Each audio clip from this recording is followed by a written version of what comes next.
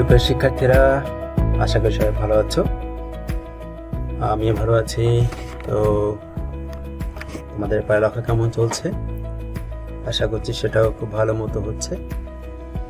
যাই হোক, তোমরা হয়তো ইতিমধ্যে জেনে গেছো যে আসলে তোমাদের তোমাদের পরের ক্লাস থেকে অর্থাৎ 6 থেকে 9 পর্যন্ত অ্যাসাইনমেন্ট নিচ্ছে সবার কাছ থেকে। সরকারের যে শিক্ষা মন্ত্রণালয়ের যে নির্দেশনা, সেই নির্দেশনা মোতাবেক কাজ করছে প্রতিটা স্কুল। এখন প্রশ্ন হচ্ছে, তোমাদের কিছু ব্যাপারে ডাইরেক্টলি বলে নেওয়া হয়তো বা, কিন্তু ইন ফিউচার সেটা তোমাদের সেরকম নির্দেশনা আসতে পারে। তো যাই হোক, একটু লেখাপড়ার মধ্যে থাকাটাই বেটার হবে আর কি। ঠিক আছে? যাই হোক, আমরা কথা বাড়াচ্ছি না। আমি সরাসরি পাঠে চলে যাচ্ছি। আমাদের আজকের পাঠ হচ্ছে 3য় অধ্যায়, হিন্দু ধর্মের সাধারণ পরিচয়, ধর্মগ্রন্থ এবং মহাপুরুষ ও মহিষী নারী। পাঠটার 3য় পরিচ্ছেদ অর্থাৎ মহাপুরুষ ও মহিষী নারী। আজকে 4র্থ পাঠটা আমরা করছি, অর্থাৎ ভগিনী নিবেদিতা নিয়ে আমরা আলোচনা করব আজকে। তো ভগিনী নিবেদিতা নিয়ে আলোচনা করার আগে তোমরা ভগিনী নিবেদিতা সম্পর্কে একটা ছোট্ট একটা ভিডিও, 1 মিনিটের একটা ভিডিও তোমরা দেখে নাও। ঠিক আছে? তো সেই ভিডিওটা দেখে আমরা পড়াটা স্টার্ট করছি। ওকে, ঠিক আছে।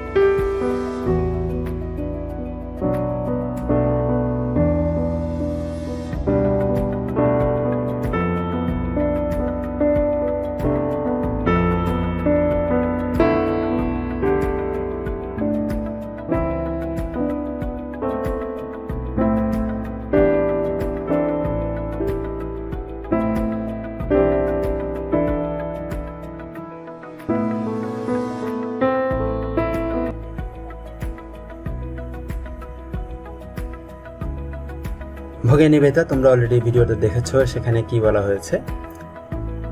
তারপর আমি ডিটেলস তোমাদের বইয়ে যা আছে সেটাই পড়ানোর চেষ্টা করবো। ভগিনী নিবেদিতা 1868 খ্রিস্টাব্দে ইউরোপের আয়ারল্যান্ডে জন্মগ্রহণ করেন। তার প্রকৃত নাম হচ্ছে মার্গারেট এলিজাবেথ নোবেল।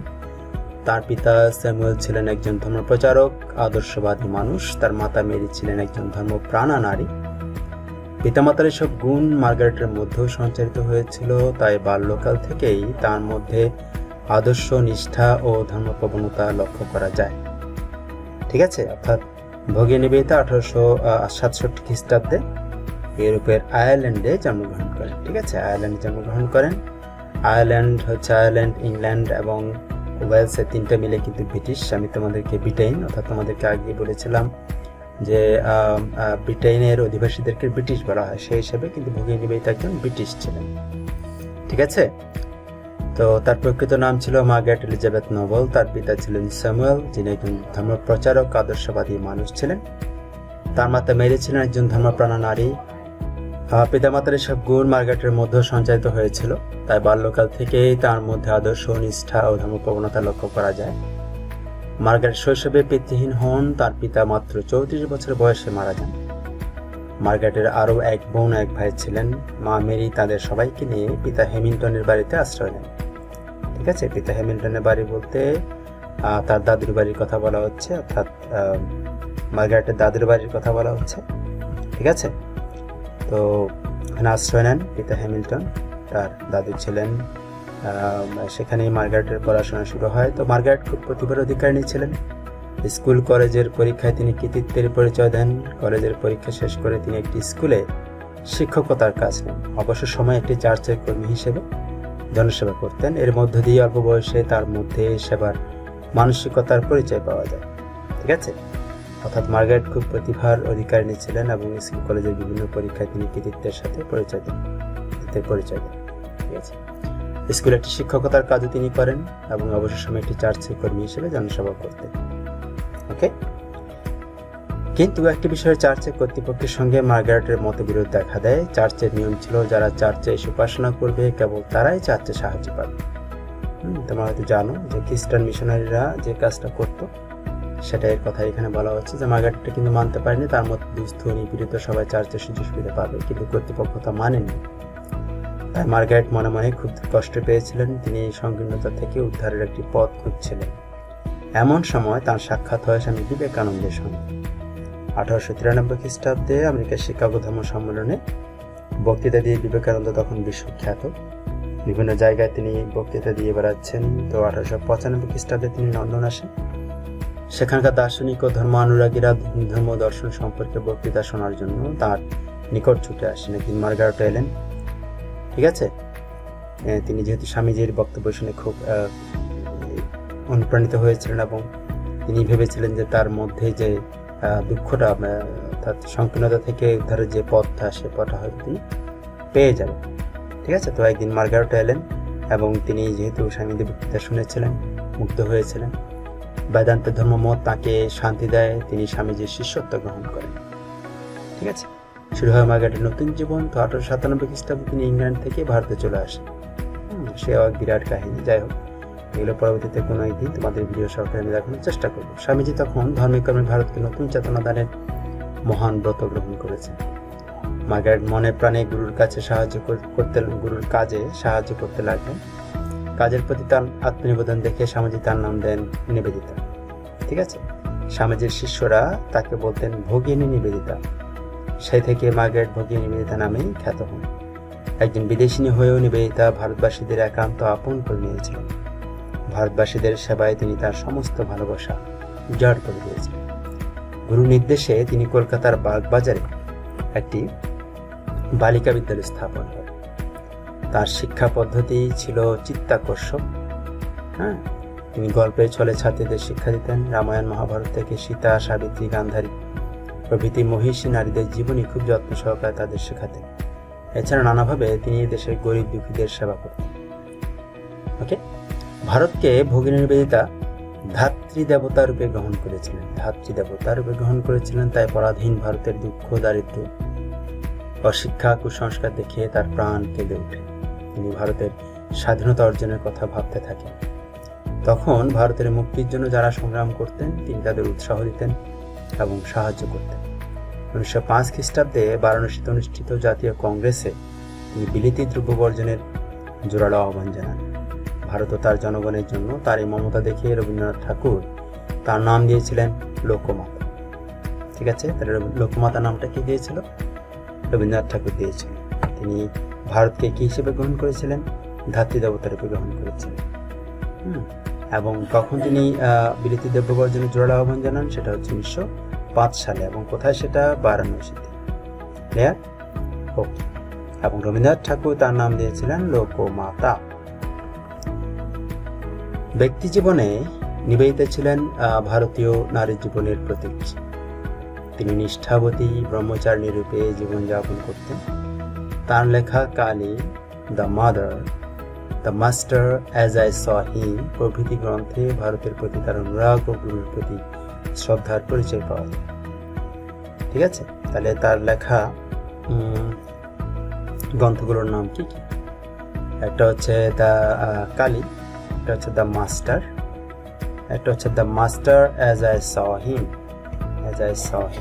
হ্যাঁ, সেই মাস্টার যাকে আমি দেখেছিলাম, হ্যাঁ, বা জেনেছিলাম। এগুলো হচ্ছে তার লেখা গ্রন্থ। নিবেদিতা দেশের কাজ ও গ্রন্থ রচনায় কঠোর পরিশ্রম করতেন, ফলে তার স্বাস্থ্য ভেঙে পড়ে। স্বাস্থ্য উদ্ধারের জন্য তিনি দার্জিলিং যান। দার্জিলিং ভারতের একটি খুব নামকরা শহর, তোমরা জানো, এবং এটি খুব পরিষ্কার পরিচ্ছন্নতা এবং খুব সুস্থ আবহাওয়ার জন্য প্রসিদ্ধ। সেখানে 1911 খ্রিস্টাব্দে মহিষী নারীর জীবন অবসান ঘটে। তার স্মৃতিস্তম্ভে লেখা আছে, এখানে ভগিনী নিবেদিতা শান্তিতে নিদ্রিতা, যিনি ভারতবর্ষকে সর্বস্ব অর্পণ করেছেন। বা এরকম একটা কথা কিন্তু একমাত্র ভগিনী নিবেদিতার জন্যেই মানানসই হয়েছে। ঠিক আছে, কারণ একজন বিদেশিনী হয়ে সে ভারতকে যেভাবে ধাত্রী দেবতার উপর গ্রহণ করেছিলেন এবং ভারতের মানুষকে যেভাবে তিনি সর্বস্ব অর্পণ করেছিলেন, এক্ষেত্রে তাকে সেই উপাধি দেওয়া যেতেই পারে। ঠিক আছে, আর এখানে বারবার ভারতবর্ষ কথাটা বলছে এই কারণে তখন কিন্তু অলরেডি এই মহাভারতটা ছিল, ভারতবর্ষটা ছিল ভারত উপমহাদেশ।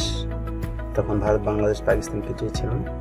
ঠিক আছে, 1947 সালে অর্থাৎ 1947-এ ভারত আর পাকিস্তানের মধ্যে দুটি দেশ জন্ম নিয়েছিল, অর্থাৎ ব্রিটিশরা দেশ ছেড়ে চলে গিয়েছিল 1947 সালে। এর আগ পর্যন্ত এটা ভারতবর্ষ ছিল, সেজন্য ভারতবর্ষকে কথাটা লেখা আছে। ভগিনীবাইদের জীবনী থেকে আমরা এই নৈতিক শিক্ষা পাই যে যারা মহিষী নারী তারা জাতি, ধর্ম, বর্ণ সবকিছুর ঊর্ধ্বে। মানব সেবার জন্য তাদের জন্ম, তাই তারা শুধু দেশের গণ্ডির মধ্যে আবদ্ধ থাকেন না, গোটা বিশ্বই তাদের দেশ। সকল মানুষই তাদের আপন, মানব সেবাই হচ্ছে তাদের মূল লক্ষ্য। ঠিক আছে, অর্থাৎ মহিষী নারী যারা বা মহান পুরুষ যারা, তারা জাতি, ধর্ম, বর্ণ সবকিছুর ঊর্ধ্বে।